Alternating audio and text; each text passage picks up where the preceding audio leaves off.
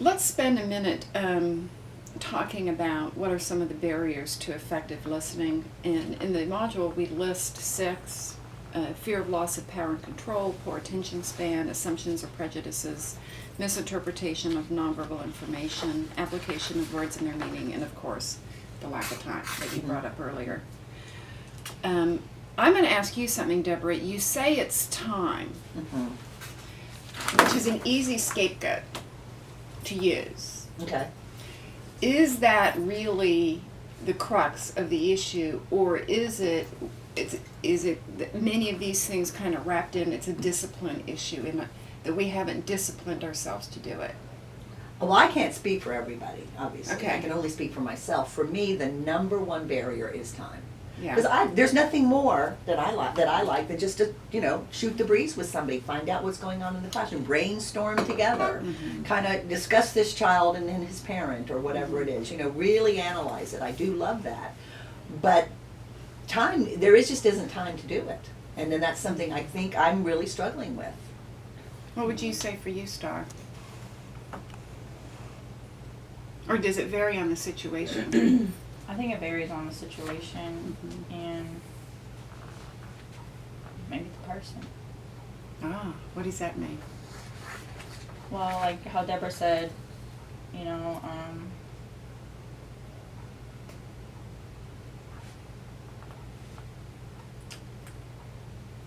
like it's hard for her to just find the time because she has a lot more on her plate than, let's say, I do.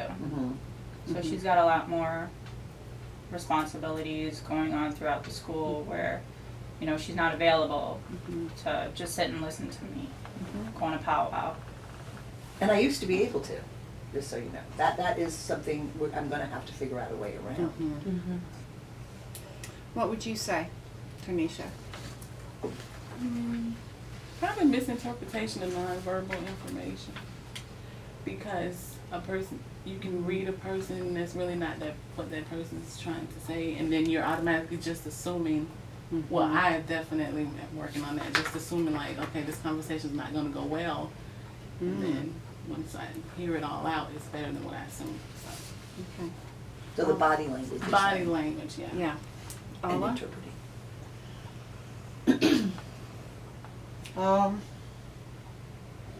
I will say numbers 3 and 4 probably for me. The biggest barriers. Did you assume? Yeah. And misinterpretation, Misinterpretation of the nonverbal or misinterpretation of the verbal? I will say both. Yeah, I that's will the say semantics both. we were talking about. What about you, Allison? Number 1 and number 5. Fear of loss of power and control. What is that for you? For me, because I feel like I'm not heard sometimes, and I feel like I'm not being listened to, and then I get so wrapped up in trying to push my point across or take my position that I shut down. And then for me, it's just about making a stand. I just want to be heard. I just want to be heard. I just want somebody to listen that I really do know what I'm talking about. And so, I guess the second point is you can get so wrapped up in making a point of being right that you check out of the conversation, and you end up being defensive, or you just get so frustrated that you just walk out and feel like nothing's been accomplished. And that's, for me, that has happened.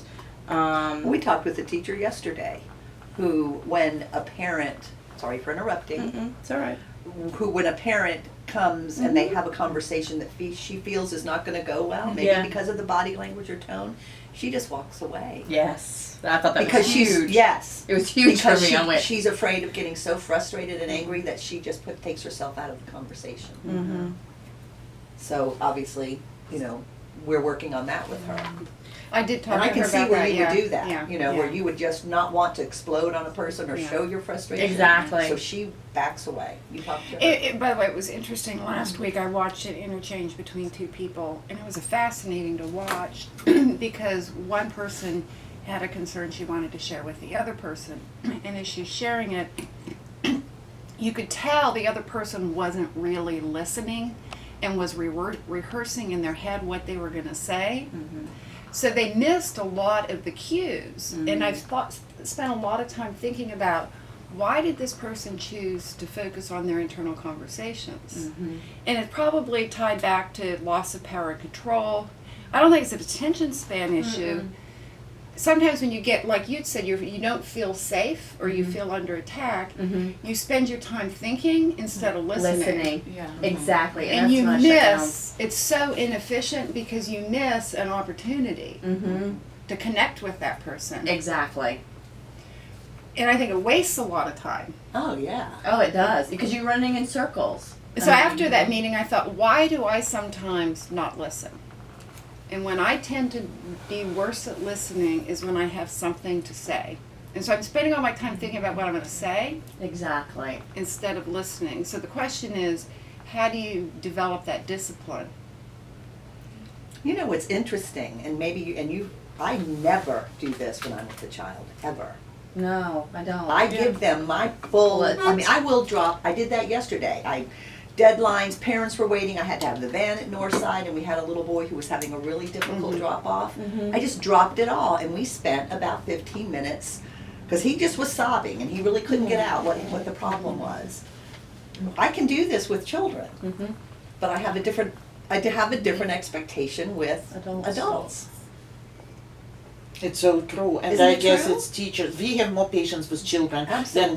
with each other, Yeah. and I guess it's because of our expectations. That why don't you understand me? I mean, Right. we're supposed to be on the same page. Exactly. This is number We're supposed one, to be. and number two, it just sometimes you know what? Really, enough is enough. But we don't expect that with children, do we? No. No, we don't. And if you think about it, nobody's been taught that we are in the same conversational level in terms of ability as children are. Because they struggle to make us understand them. And I don't really see a difference between what the teachers are trying to do and what we're trying to do with the children. I mean, But it is I one and don't the same. think for the teachers especially it's poor attention span. Well, what Paula just described was kind of poor. For whatever reason, she wasn't But- paying attention.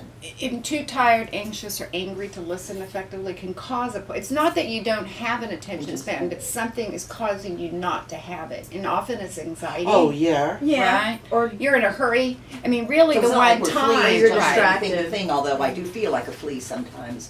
But really it is that I think we have to consciously make a decision that here is Tarnisha, maybe you can mentally image Tarnisha as a little girl. And she is trying to let me know something, right? She's trying to tell me something that is important. That's what I think a child is doing, so I drop everything. See, but we have different priorities. It's also one of the reasons. For the moment or for the day, different priorities. For me, it's important for you to listen to me, but your priorities today are a little bit different, but we never bring it to each other that Well, that goes But I back to the think time. the time and to It's say, time. look, I want to have this conversation, let's set up a time that we could do this. I think that's where the discipline comes in, right? Right. For me anyway, because I just feel like I need to be there for you, but on the other hand, here's this. I got all these other things And going it's on. disrespectful really to you to say, look, this is important, let's talk about this, can you come back this afternoon? But just as a counterpoint, what I've watched over the years, and I'm including myself in this, with the leadership team, with the teachers, and you tell me, when we come in, and we've given the time to meet with you all, do we always actively listen, or are we partially listening? Are we actively listening as it says here? Are we fully trying to understand what the teachers are saying? Not all the time. Well, no one does all the time, right? And I think to me, the purpose of this module is we can make all the excuses in the world about why we don't listen. What I've taken out as I've written this module is it's a conscious decision to be in the moment and be fully engaged in listening to what people are saying and not having scripts going on in your head, Yeah. not shutting down and doing all those things. I mean, recently I've listened a few times to Allison talking on the phone with parents, and one of the things I've noticed with her, she actively listens to parents. She doesn't interrupt them, and you can tell because she feeds back to them what they've said, restates it in a way they understand, so they know she hears, and then she kind of gives her counterpoints. She doesn't give long explanations necessarily.